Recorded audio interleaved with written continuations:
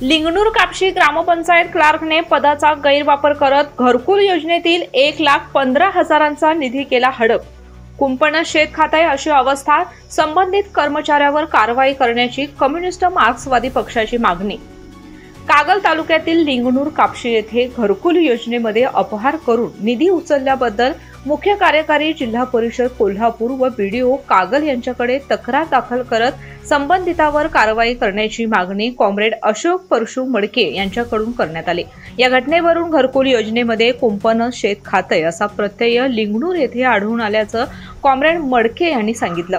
लिंगणूर ग्रामपंचायत येथील कर्मचारी धनाजी जाधव यांनी आपल्या पदाचा गैरवापर करत पत्नीच्या नावे जुन्या बांधलेल्या घरावरच प्रधानमंत्री आवास योजना ग्रामीण अंतर्गत घरकुल योजनेचा लाभ घेतला। सदर लाभार्थीचा रजिस्ट्रेशन ID MH12955373 आहे। प्रशासकीय मान्यता 29 जानेवारी 2025 ची आहे। मात्र वैशाली धनाजी जाधव यांचे हे घर 4 वर्षापूर्वीच बांधले गेले आहे, तसेच ते RCC बांधकाम राहण्यायोग्य स्थितीत आहे। तक्रारदारांनी संबंधित तक्रार दाखल करत असताना गुगल अर्थचा पुरावा देखील जोडलेला आहे। सदर लाभार्थ्यांनी नवीन घर असल्याचं दाखवून एकूण तब्बल 1,15,000 रुपयांचे सरकारी निधीचा अपहार केला असून पदाचा गैरवापर करत योजनेचा लाभ घेतला असल्याचं तक्रारदारांकडून समजतं।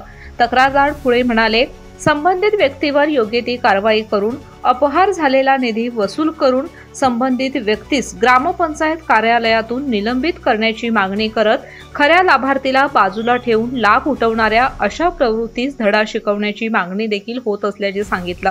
यावेळी कॉम्रेड नामदेव भोसले, कॉम्रेड अशोक परशु मडके, कॉम्रेड तुषार किल्लेदार उपस्थित होते।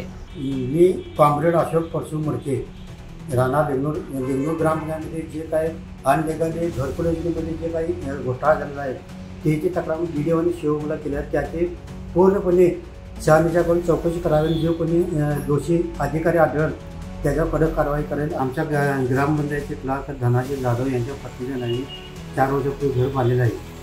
त्यांनी परत जे घरकुलीमध्ये पण आता त्यांनी पैसे उचलल्याचे पैसे उचलले आहेत आणि जे कोणी जे अधिकारी असतील त्यांच्यावर कडक कारवाई करावी अशी मी त्यांना निवेदन करतो। नमस्कार, मी नामदेव मधुकर भोसले।